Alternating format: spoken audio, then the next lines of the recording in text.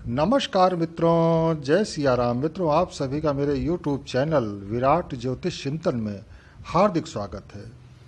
मित्रों, किसी भी जातक की कुंडली में पितृदोष है, काल सर्प दोष अगर है, तो उसे आश्विन कृष्ण पक्ष की प्रतिपदा से अमावस्या यानी श्राद्ध पक्ष तक प्रतिदिन श्राद्ध कर्म करना चाहिए। कुछ विद्वानों से मैंने ऐसा सुना है कि काल सर्प दोष भी पितृदोष के अंतर्गत ही आता है। आज हम पाश्चात्य संस्कृति के कुप्रभावों से ग्रस्त हो चुके हैं। संयुक्त परिवार प्रथा समाप्त होती जा रही है। एकल परिवार प्रथा इस समय चल रही है। माता पिता गुरुजनों के प्रति हमारा नज़रिया पहले जैसा नहीं रह गया। ये सब आप भी सुनते पढ़ते रहते होंगे कि अमुक माता पिता को उनकी संतान वृद्धाश्रम में छोड़ आई, या फिर घर में रहते हुए भी उनकी आवश्यकताओं को नज़रअंदाज किया जाता है, उनकी उपेक्षा की जाती है। इससे माता पिता की आत्मा को कष्ट तो मिलता ही है। जब जीवित माता पिता और बुजुर्गों पर इस तरह अत्याचार किया जाता है, उनकी उपेक्षा होती है, तो फिर मृत आत्माओं को कौन पूछे। यही कारण है कि श्राद्ध कर्म पूर्ण विधि विधान से नहीं हो पाता। परिणाम स्वरूप समस्या भी घटने के बजाय बढ़ती ही चली जाती है।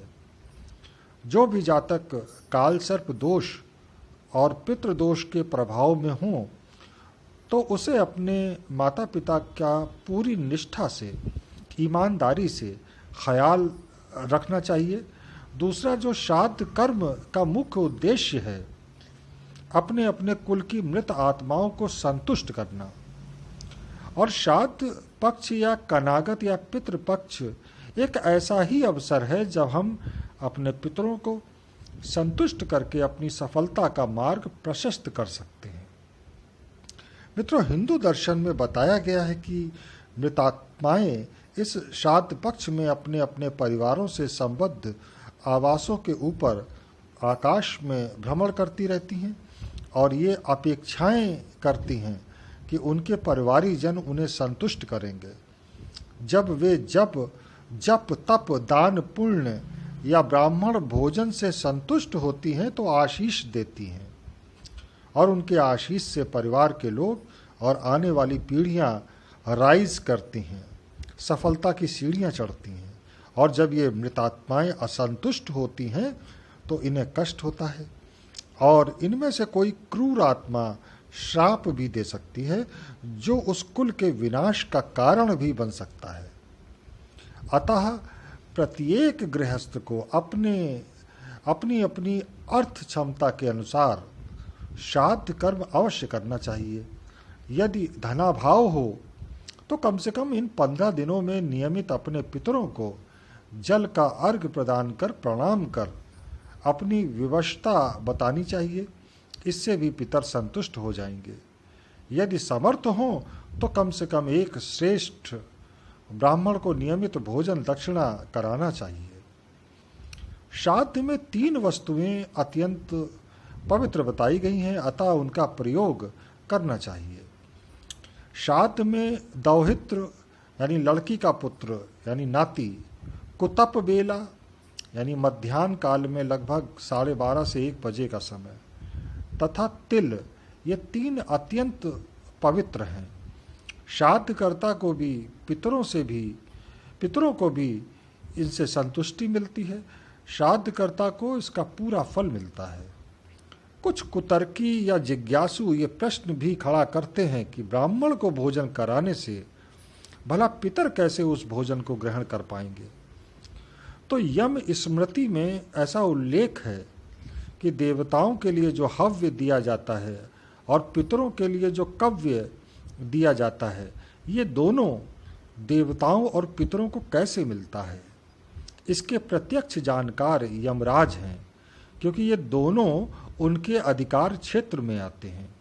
अपनी स्मृति में उन्होंने कहा है कि मंत्र वेत्ता ब्राह्मण श्राद्ध के अन्न के जितने कौर अपने पेट में डालता है, उन कौरों को श्राद्धकर्ता का पिता ब्राह्मण के शरीर में स्थित होकर पा लेता है।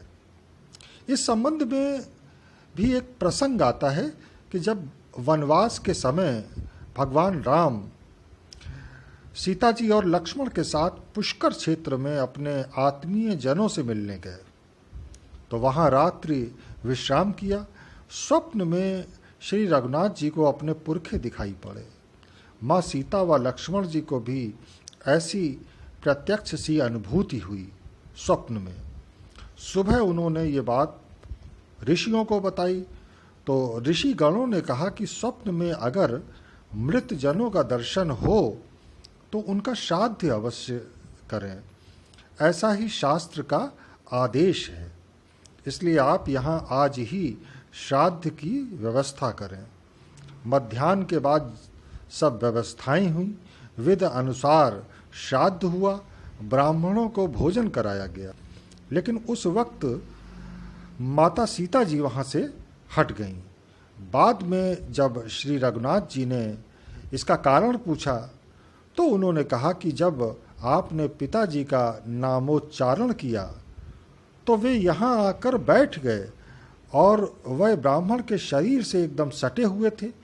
मुझे पिताजी के सामने खड़ी रहने में लज्जा लगी और ये सोचकर भी मैं हट गई वहाँ से कि मेरी इस वेशभूषा को देखकर पिताजी को कष्ट होगा। सीता जी के ऐसे वचन सुनकर श्री रघुनाथ जी भी प्रसन्न हुए कि उनके पिताजी श्राद्ध पक्ष में उपस्थित हुए और वे संतुष्ट भी हुए। तो मित्रों, ऐसा नहीं कि जो भी हमारी परंपराएं हैं, जो रीति रिवाज हैं, वे सब कपोल कल्पित हैं। हम तर्क से सब कुछ नहीं जान सकते। श्रद्धा व विश्वास रखते हुए जरूर इन सब बातों की सत्यता को समझ सकते हैं। तो इन्हीं शब्दों के साथ अब मैं अपनी वाणी को विराम दूंगा। मिलेंगे अगले वीडियो में फिर किसी नए विषय के साथ। तब तक जय सिया राम, नमस्कार।